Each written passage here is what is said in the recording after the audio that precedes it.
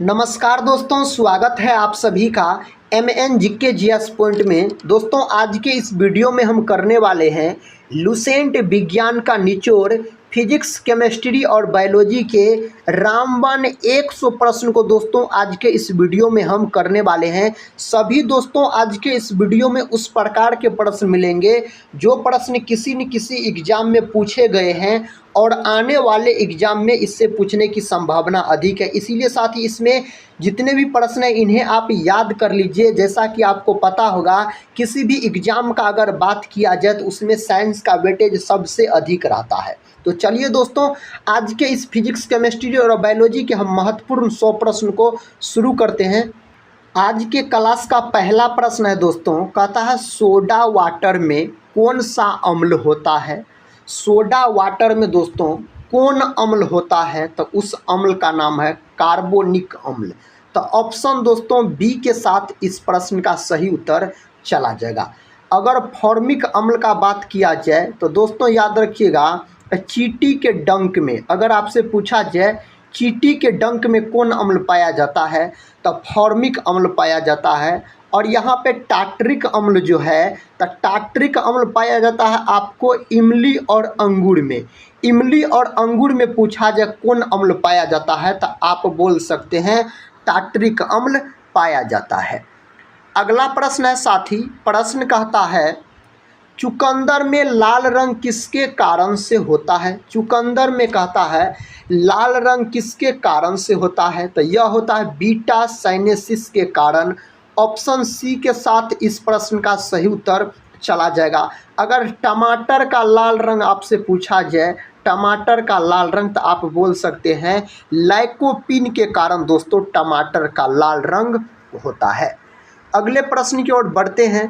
प्रश्न कहता है दूध में सफ़ेद रंग किसके कारण से होता है। दोस्तों दूध में सफ़ेद रंग किसके कारण से होता है, यह होता है केसिन प्रोटीन के कारण दूध में सफ़ेद रंग होता है। अगर दूध का पीला रंग पूछा जाए, पीला रंग, तो कैरोटीन के कारण होता है पीला रंग। दूध दोस्तों कौन क्रांति से संबंधित है, दूध कौन क्रांति से संबंधित है, तो श्वेत क्रांति से संबंधित है। यह प्रश्न भी साथी एग्जाम में पूछे जाते हैं। श्वेत क्रांति दूध उत्पादन से संबंधित है। दूध और दही में कौन अम्ल पाया जाता है, तो लैक्टिक अम्ल पाया जाता है। लैक्टिक अम्ल का अनुसूत्र आप याद रखिएगा। ग्लूकोज का अनुसूत्र होता है दोस्तों C6H12O6। इसमें 2 से भाग लगा दीजिए तो आपको लैक्टिक अम्ल का सूत्र निकल जाएगा। तो C3H6O3 याद रखिएगा, यह होता है लैक्टिक अम्ल का सूत्र और लैक्टिक अम्ल दूध और दही में पाया जाता है। अगले प्रश्न की ओर बढ़ते हैं। इस प्रश्न का उत्तर दोस्तों क्या होगा। प्रश्न कहता है प्रोटीन को निम्न में से कौन सा एंजाइम पचाता है। प्रोटीन को दोस्तों इनमें से कहता है कौन सा एंजाइम पचाने का काम करता है, तो ट्रिप्सिन नामक एंजाइम पचाने का काम करता है। प्रोटीन का खोज दोस्तों पूछा जाता है। प्रोटीन का खोज किसके द्वारा किया गया, बर्जीलियस नामक वैज्ञानिक के द्वारा किया गया। 1838 ईस्वी में प्रोटीन का खोज किया गया। प्रोटीन का फैक्ट्री किसे कहा जाता है, तो आप याद रखिएगा दोस्तों राइबोसोम को। राइबोसोम को प्रोटीन का फैक्ट्री कहा जाता है। और प्रोटीन की कमी के कारण क्वाशियरकोर और मेरास्मस नामक बीमारी हो जाता है। यह बीमारी अधिकतर साथी बच्चों में देखने को मिलता है। देखिए नेक्स्ट क्वेश्चन कहता है मानव लार का पीएच मान कितना होता है। दोस्तों मानव लार का पीएच मान कितना होता है, तो 6.5 से 7.5 के बीच होता है। मानव लार का अगर पीएच मान पूछा जाए तो मानव के अगर रक्त का पीएच मान आपसे पूछा जाए तो बोल सकते हैं 7.4 होता है। मानव के रक्त का पीएच मान अगर आपसे पूछा जाए तो इस प्रश्न का उत्तर बताइए। प्रश्न कहता है किसी व्यक्ति के रक्त के पीएच मान में कितना परिवर्तन होने पर उसकी मृत्यु हो जाती है। 1, 2, 5 और 0.2 दिया गया है। तो दोस्तों इसका सही उत्तर ऑप्शन डी के साथ चला जाएगा, 0.2 हो जाएगा इस प्रश्न का सही उत्तर। अगला प्रश्न दोस्तों आपके सामने है। प्रश्न कहता है बादलों पर किस रसायन का छिड़काव कर कहता कृत्रिम वर्षा कराई जाती है। तो किसका छिड़काव कर कराई जाती है? सिल्वर आयोडाइड का। ऑप्शन सी के साथ इस प्रश्न का सही उत्तर चला जाएगा। नेक्स्ट क्वेश्चन कर लेते हैं। क्वेश्चन दोस्तों ये रहा। क्वेश्चन कहता है निम्न में से कौन सबसे कठोर है? इनमें से दोस्तों सबसे कठोर कौन होता है? 4 ऑप्शन आपके सामने है। तो दोस्तों ऑप्शन सी को लॉक कर दीजिए। सबसे कठोर पदार्थ होता है हीरा। सबसे कठोर पदार्थ होता है हीरा का साथी अपवर्तनांक भी पूछा जाता है तो 2.42 आप बोल सकते हैं हीरा का अपवर्तनांक। हीरा और ग्रेफाइट दोनों कार्बन के अपरूप होते हैं। हीरा और ग्रेफाइट। हीरा का चमकना पूर्ण आंतरिक परावर्तन का उदाहरण है। अगले प्रश्न की ओर बढ़ते हैं। देखिए दोस्तों अगला प्रश्न कहता है आलू में गुणसूत्रों की संख्या कितनी होती है? साथ ही आलू में गुणसूत्रों की संख्या आपसे पूछा जा रहा है तो 48 हो जाएगा। अगर मानव में गुणसूत्रों की संख्या आपसे पूछा जाए तो आप बोलिएगा 46 गुणसूत्रों की संख्या हो जाएगा मानव में। अगर जोड़ा में पूछा जाए गुणसूत्रों की संख्या मानव में तो आप बोल सकते हैं दोस्तों 23 जोड़ा। कितना? 23 जोड़ा हो जाएगा। इस प्रश्न का उत्तर दोस्तों आप लोग बताइए। प्रश्न कहता है शेर में गुणसूत्रों की संख्या कितनी होती है? शेर में दोस्तों गुणसूत्रों की संख्या कितनी होती है? तो 38 होती है। ऑप्शन सी के साथ इस प्रश्न का उत्तर चला जाएगा। ऑप्शन सी इस प्रश्न का सही जवाब हो जाएगा। अगला प्रश्न कर लेते हैं। प्रश्न कहता है निम्नलिखित में से किस एक सर्प का भोज्य मुख्य रूप से अन्य सर्प है? इस प्रश्न का उत्तर हो जाएगा नागराज का।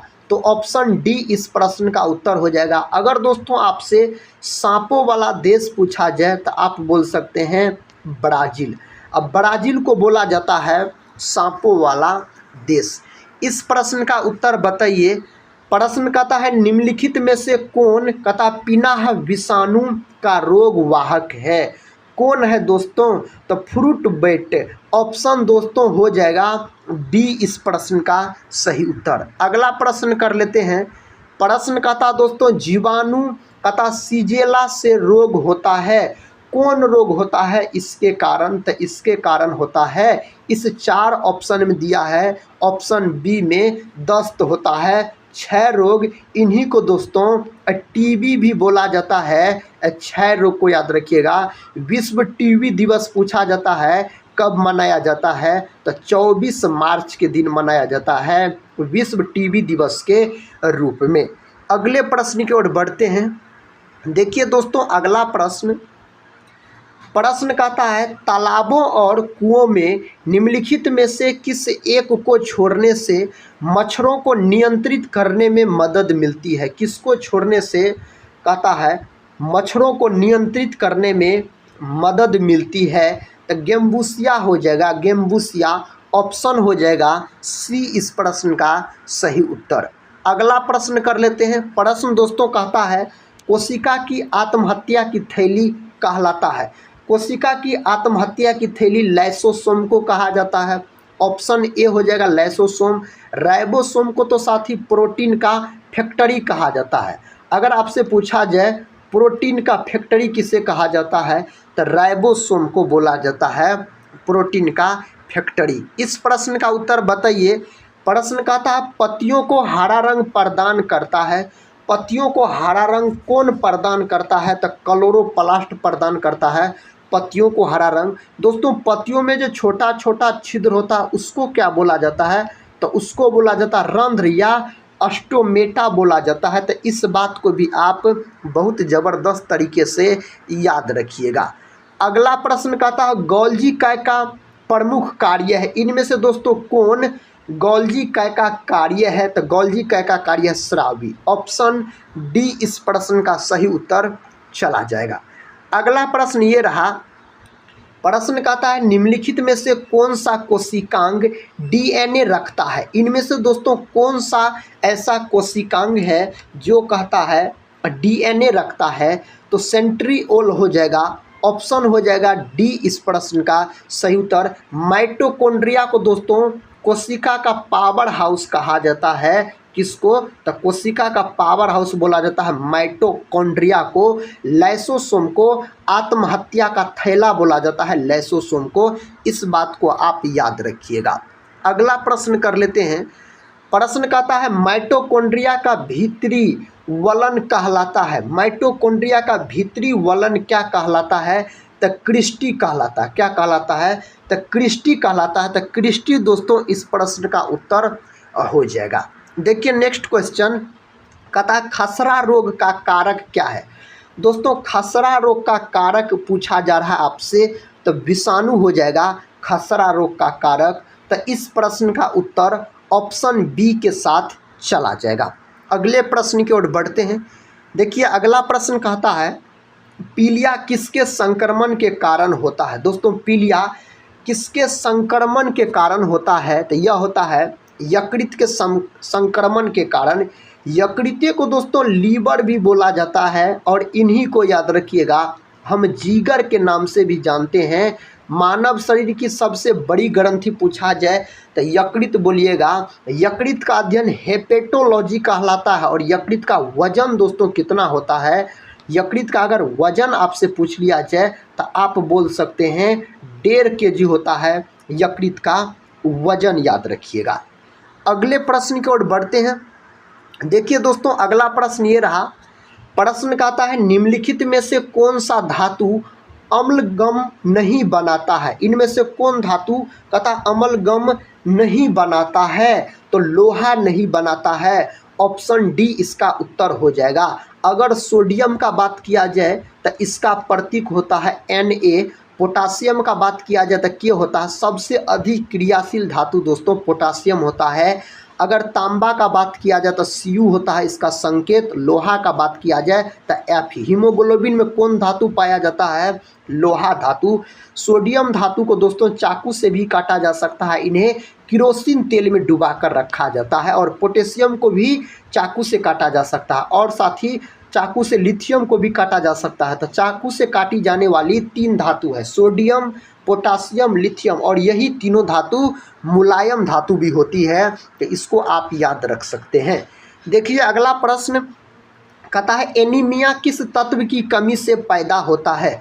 कौन तत्व के कमी के कारण दोस्तों एनीमिया पैदा होता है? तांबा, लोहा, कैल्शियम और मैग्नीशियम दिया गया है। तो इसका उत्तर लोहा हो जाएगा। अगर कैल्शियम का प्रतीक पूछा जाए तो Ca बोलिएगा। मैग्नीशियम का प्रतीक पूछा जाए तो Mg बोलिएगा। तांबा और लोहा का साथी हम बता चुके हैं। और याद रखिएगा क्लोरोफिल में दोस्तों कौन धातु पाया जाता है? तो मैग्नीशियम धातु पाया जाता है अगर क्लोरोफिल में आपसे पूछा जाए। तो इस प्रश्न का उत्तर बताइए। प्रश्न कहता है निम्नलिखित में से किस खनिज द्वारा लोहा प्राप्त किया जाता है? बताइए दोस्तों इस प्रश्न का उत्तर कहता है निम्नलिखित में से किस खनिज द्वारा लोहा प्राप्त किया जाता है? तो इस प्रश्न का सही उत्तर किसके साथ चला जाएगा? हेमेटाइट के साथ चला जाएगा। हेमेटाइट दोस्तों यह याद रखिएगा लोहा का अयस्क होता है। किसका अयस्क होता है? यह लोहा का अयस्क होता है। अगले प्रश्न की ओर बढ़ते हैं। देखिए अगला प्रश्न कहता है अयस्क को जंग लगने से रोकने के लिए कौन सी प्रक्रिया लाभकारी नहीं है? इनमें से कौन प्रक्रिया लाभकारी नहीं है? अनिलन लाभकारी नहीं है। ऑप्शन ए हो जाएगा इस प्रश्न का सही जवाब। अगला प्रश्न कहता त्वरित चालक निर्मित होते हैं। त्वरित चालक दोस्तों निर्मित होते हैं लोहा, तांबा, एल्यूमिनियम, इस्पात। तो तांबा से निर्मित होते हैं जिसको बोला जाता है कॉपर। इसका संकेत अगर आपसे पूछा जाए तो Cu बोल सकते हैं इसका संकेत। नेक्स्ट क्वेश्चन कर लेते हैं। क्वेश्चन कहता है राजस्थान स्थित कहता है जावर की खाने किस खनिज के लिए प्रसिद्ध है? दोस्तों यह किस खनिज के लिए प्रसिद्ध है? जास्ता के लिए प्रसिद्ध है। जास्ता को दोस्तों और जिंक के नाम से जाना जाता है। इसका अगर प्रतीक पूछा जाए तो Zn बोलिएगा इसका प्रतीक। अगला प्रश्न कर लेते हैं। देखिए दोस्तों अगला प्रश्न कहता माइटोकॉन्ड्रिया किसमें अनुपस्थित होता है? इनमें से किसमें दोस्तों माइटोकॉन्ड्रिया नहीं होता है, अनुपस्थित होता है? तो जीवाणु में नहीं होता है माइटोकॉन्ड्रिया। अगर दोस्तों बात किया जाए कवक का, तो कवक का कोशिका भित्ति किसका बना होता है? तो काइटिन का बना होता है। यह प्रश्न एग्जाम में कई बार पूछे गए हैं, याद रखिएगा, काइटिन का बना होता है। अगला प्रश्न कर लेते हैं। प्रश्न है दोस्तों, कहता है जीव द्रव्य शब्द का प्रयोग सर्वप्रथम किसने किया था? जीव द्रव्य शब्द का प्रयोग सर्वप्रथम किया गया पुरकिंजे नामक वैज्ञानिक के द्वारा। तो ऑप्शन होना चाहिए बी इस प्रश्न का उत्तर, ऑप्शन बी। नेक्स्ट क्वेश्चन कर लेते हैं। क्वेश्चन कहता है गुणसूत्र शब्द प्रदान किया। गुणसूत्र शब्द दोस्तों किसने प्रदान किया? तो वाल्डेयर ने प्रदान किया गुणसूत्र शब्द। अगर आपसे पूछा जाए तो इस प्रश्न का उत्तर क्या होगा? प्रश्न कहता है एरिनियोलॉजी। एरिनियोलॉजी किसका अध्ययन है? दोस्तों यह किसका अध्ययन है? तो मकड़ों का अध्ययन है। तो ऑप्शन बी हो जाएगा इस प्रश्न का सही उत्तर। अगला प्रश्न कर लेते हैं। देखिए प्रश्न कहता है स्टेथोस्कोप का आविष्कार किसने किया था? किसके द्वारा दोस्तों इसका आविष्कार किया गया? लेनेक के द्वारा इसका आविष्कार किया गया और इसी को आला के नाम से भी जाना जाता है। आला दोस्तों इन्हीं को बोला जाता है। नेक्स्ट प्रश्न देखिए ये रहा। प्रश्न कहता है एडवर्ड जेनर निम्नलिखित में से किस रोग से जुड़े हैं? कौन रोग से दोस्तों यह जुड़े हैं? तो चेचक रोग से जुड़े हैं। ऑप्शन हो जाएगा सी इस प्रश्न का सही उत्तर। अगला प्रश्न कहता है चंदन के पेड़ को क्या माना जाता है? चंदन के पेड़ को क्या माना जाता है? आंशिक मूल परजीवी माना जाता है इन्हें। इस प्रश्न का उत्तर दोस्तों बताइए। प्रश्न कहता दालें पादपों के किस कुल से प्राप्त होती है? कौन कुल से प्राप्त होता है? लेग्यूमिनोसी कुल से प्राप्त होता है। तो ऑप्शन सी हो जाएगा इस प्रश्न का उत्तर। अगला प्रश्न देखिए दोस्तों। अगला प्रश्न ये रहा।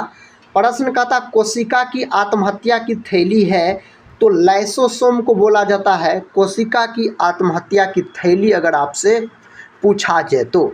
नेक्स्ट क्वेश्चन कहता मनुष्य के वातावरण को सुधारने में नस्ल सुधारना कहलाता है। यह क्या कहलाता है? यूथेनिक्स कहलाता है। यूथेनिक्स ऑप्शन दोस्तों बी के साथ इस प्रश्न का उत्तर चला जाएगा। अगला प्रश्न ये रहा। प्रश्न कहता मछलियों तथा उनसे संबंधित उद्योगों का अध्ययन कहलाता है। क्या कहलाता है? इक्थियोलॉजी कहलाता है। ऑप्शन दोस्तों सी के साथ इस प्रश्न का उत्तर आप याद रखिएगा। अगले प्रश्न की ओर बढ़ते हैं। प्रश्न कहता मांसपेशियों का अध्ययन करते हैं। दोस्तों मांसपेशियों का अध्ययन किया जाता है मायोलॉजी में किया जाता है। मांसपेशियों का अध्ययन अगर आपसे पूछा जाए तो इस प्रश्न का उत्तर बताइए। कहता छोटी चेचक से बचाव के लिए प्रस्तावित टीका है। कौन टीका का प्रयोग किया जाता है? तो वारीसेला का प्रयोग किया जाता है। तो ऑप्शन डी इस प्रश्न का उत्तर हो जाएगा। नेक्स्ट क्वेश्चन देखिए। क्वेश्चन कहता है MMR वैक्सीन को प्रस्तावित किया जाता है इसके रोकथाम के लिए। किसके रोकथाम के लिए? तो खसरा के रोकथाम के लिए प्रयोग किया जाता है इस वैक्सीन को। नेक्स्ट क्वेश्चन कर लेते हैं। क्वेश्चन कहता है HIV के लिए प्रयुक्त है। दोस्तों पूछा जा रहा है HIV विषाणु के कारण एड्स नामक बीमारी हो जाता है तो इसके लिए क्या कहता है? प्रयुक्त है। इस 4 ऑप्शन में से हो जाएगा कौन ऑप्शन के साथ चला जाएगा? Human इम्यूनोडिफिशियेंसी virus. ऑप्शन हो जाएगा ए इस प्रश्न का सही उत्तर। नेक्स्ट प्रश्न ये रहा। प्रश्न कहता टर्नर सिंड्रोम से ग्रसित व्यक्ति के कितने गुणसूत्र होते हैं? कितने गुणसूत्र होते हैं? तब 45 गुणसूत्र होते हैं। ऑप्शन दोस्तों बी के साथ इस प्रश्न का उत्तर चला जाएगा। अगला प्रश्न कहता है हाथी पाँव का कारण है। हाथी पाँव रोग का कारण क्या होता है? द निमेटोड वुचेरिया बैनक्रोप्टाई हो जाएगा इस प्रश्न का उत्तर। ऑप्शन होना चाहिए बी।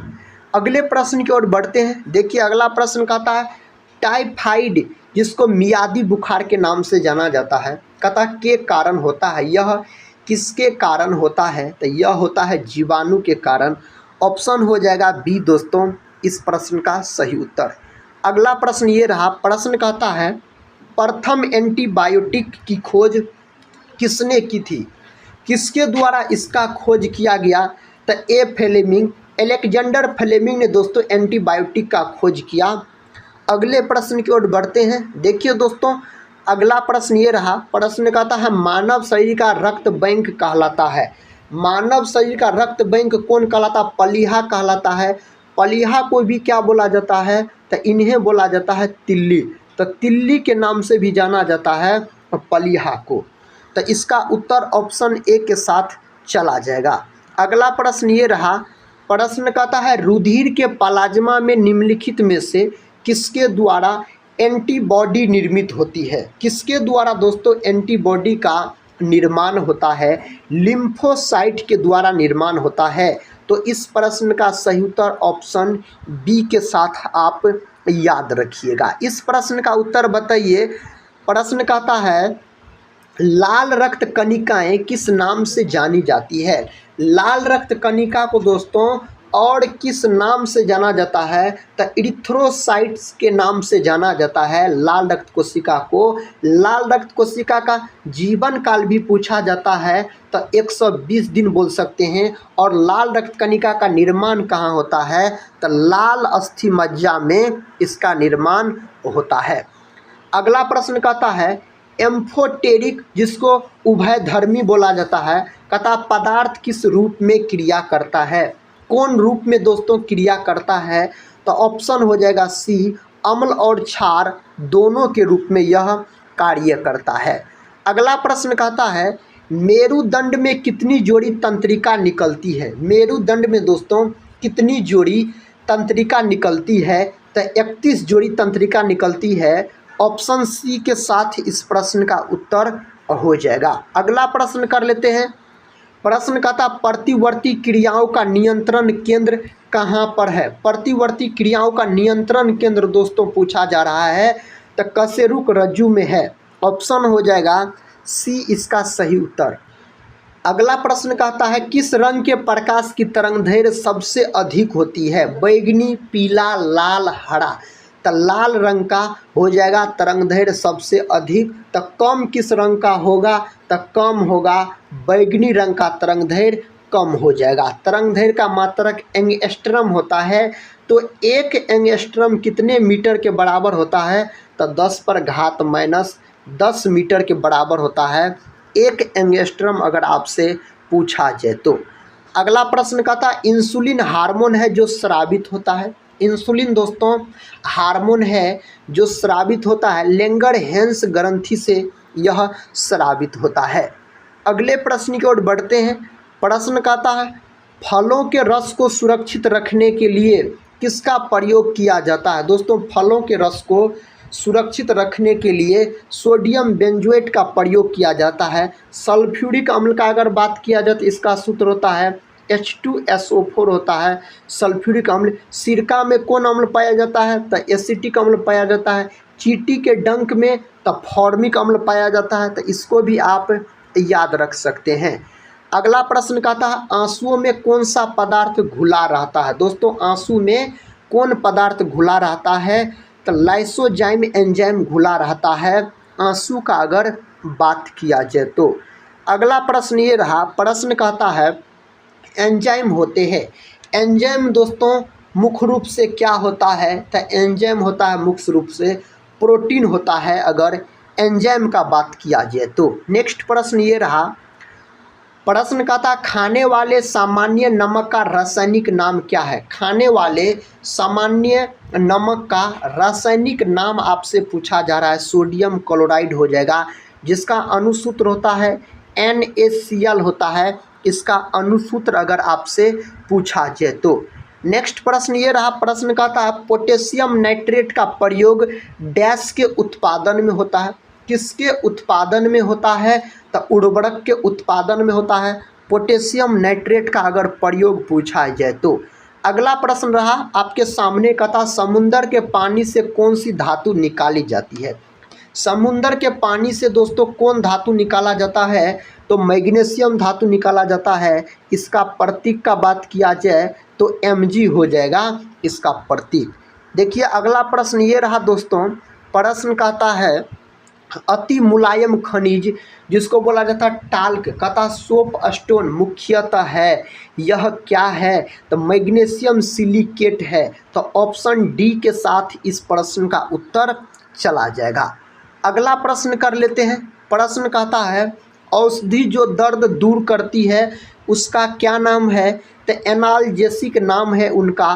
तो ऑप्शन डी हो जाएगा इस प्रश्न का सही जवाब। इस प्रश्न का सही उत्तर क्या होगा? कहता मनुष्य के शरीर की सबसे छोटी हड्डी कौन सी है?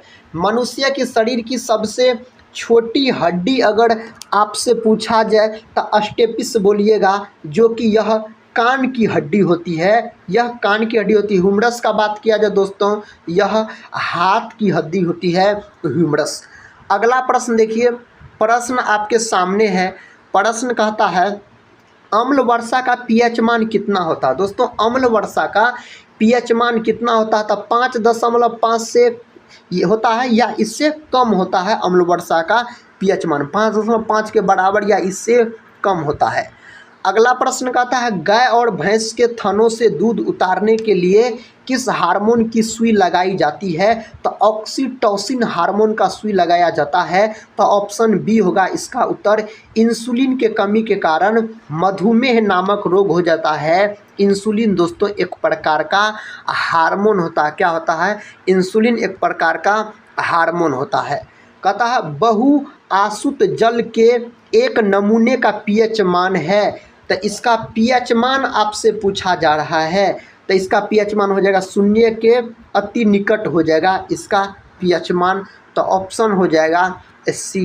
नेक्स्ट प्रश्न कहता है रक्तदाब का नियंत्रण केंद्र करता है। रक्तदाब का नियंत्रण केंद्र दोस्तों कौन ग्रंथि के द्वारा किया जाता है? तो अधिबृक्क ग्रंथि के द्वारा, जिसको एड्रिनल ग्रंथि भी बोला जाता है, याद रखिएगा।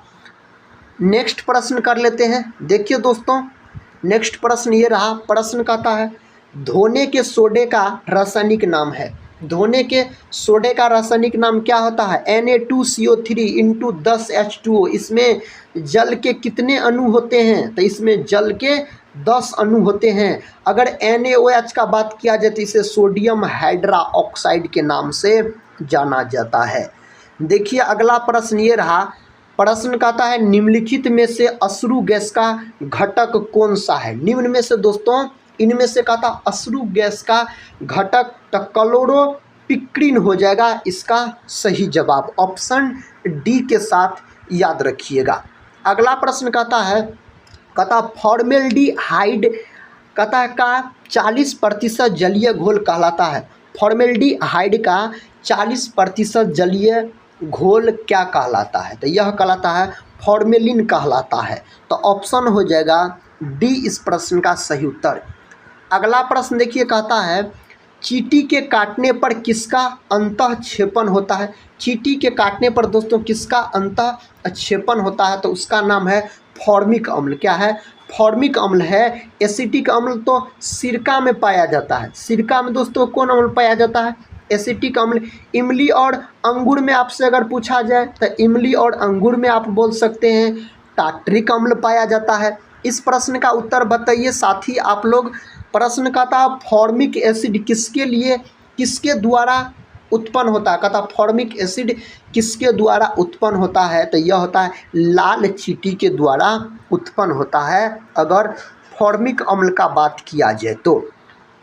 प्रश्न कहता आंतों में रोग के निदान में निम्न किरणों का उपयोग किया जाता है। उस किरण का क्या नाम है? तो उस किरण का नाम है एक्स किरणें दोस्तों उसका नाम है। तो ऑप्शन होना चाहिए ए इसका उत्तर। अगला प्रश्न कहता है प्रयोगशाला में सर्वप्रथम DNA का संश्लेषण किया था। प्रयोगशाला में सर्वप्रथम डीएनए का संश्लेषण किसके द्वारा किया गया? तो खुराना के द्वारा, हरगोविंद खुराना के द्वारा किया गया था। तो ऑप्शन हो जाएगा बी इसका उत्तर। और डीएनए दोस्तों डबल हेलिक्स संरचना होता है, वाटसन और क्रिक ने बताया डबल हेलिक्स संरचना होता है डीएनए की डबल हेलिक्स संरचना का खोज किसने किया? तो वाटसन और क्रिक। डीएनए का पूरा नाम डीऑक्सीराइबोज न्यूक्लिक अम्ल याद रखिएगा। देखिए नेक्स्ट प्रश्न ये रहा। प्रश्न कहता है निम्नलिखित में से किसमें एथेनोइक एसिड होता है? एथेनोइक अम्ल किसमें होता है? तो उसका नाम है सफ़ेद सिरका। ऑप्शन हो जाएगा आपको सी के साथ इस प्रश्न का उत्तर। और इस प्रश्न का उत्तर बताइए, पता सिरके का रासायनिक नाम क्या है? दोस्तों सिरका का रासायनिक नाम एसिटिक अम्ल है। क्या है? एसिटिक अम्ल हो जाएगा इस प्रश्न का उत्तर। अगला प्रश्न कहता है सिरके में निम्नलिखित में से क्या पाया जाता है? इनमें से दोस्तों सिरका में क्या पाया जाता है? तो सिरका में पाया जाता है एसिटिक एसिड पाया जाता है। ऑप्शन होना चाहिए इस प्रश्न का उत्तर सी के साथ, तो सी याद रखिएगा।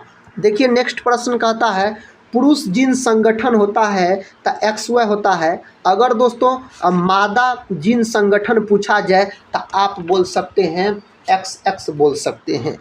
अगले प्रश्न की ओर बढ़ते हैं। देखिए दोस्तों अगला प्रश्न ये रहा, कहता है विनेगर किससे बना है? यह साथी किससे बना है? तो यह बना है एसिटिक एसिड से बना है। नेक्स्ट क्वेश्चन की ओर बढ़ते हैं। देखिए नेक्स्ट क्वेश्चन ये रहा। क्वेश्चन का था मनुष्य की लाल रुधिर कणिकाओं का जीवन काल तो 120 दिन होता है। इसका निर्माण कहाँ होता है? तो इसका निर्माण होता है लाल अस्थि मज्जा में। और दोस्तों इसका कब्रिस्तान किसे कहा जाता है? तो पलीहा यानी टिल्ली को बोला जाता है इसका कब्रिस्तान। इस प्रश्न का उत्तर बताइए। कहता अपचित भोजन से पानी का अवशोषण किया जाता है।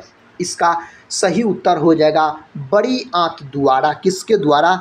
बड़ी आंत द्वारा किया जाता है। देखिए नेक्स्ट क्वेश्चन कहता है बच्चे की रीढ़ में उपस्थित हड्डियों की संख्या कितनी होती है? बच्चे की रीढ़ में उपस्थित हड्डियों की संख्या कितनी होती है?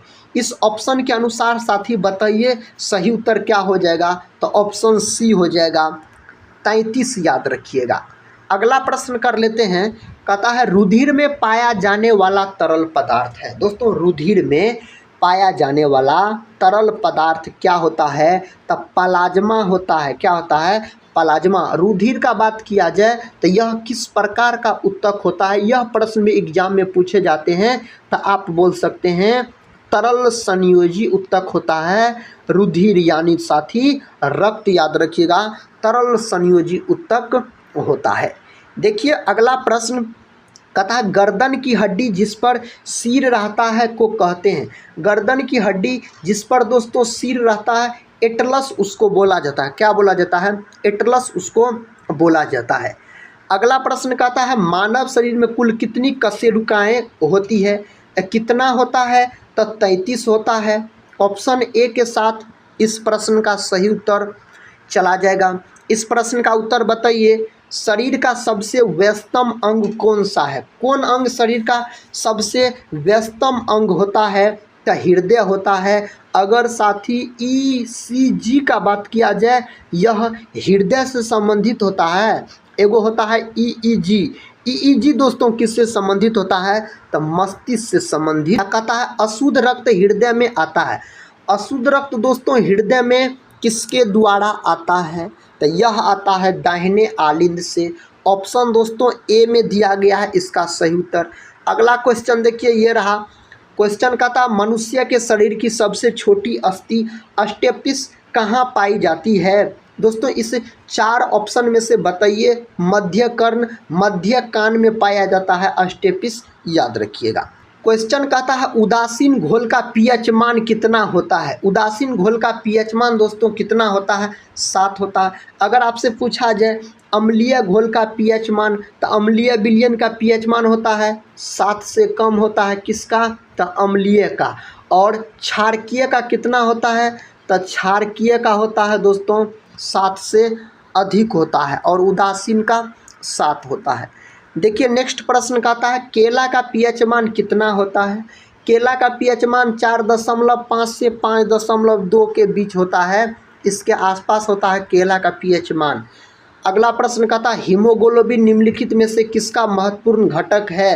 दोस्तों हीमोग्लोबिन जो होता है ना, यह लाल रुधिर कोशिकाओं का महत्वपूर्ण घटक होता है। हीमोग्लोबिन में कौन धातु पाया जाता है, लोहा धातु पाया जाता है, जिसका संकेत होता है Fe बोलिएगा। देखिए अगला प्रश्न कहता मानव रक्त के पीएच का अनुमानित मान है, मानव रक्त का पीएच मान होता है 7.4। कितना होता है, 7.4 होता है इसका पीएच मान।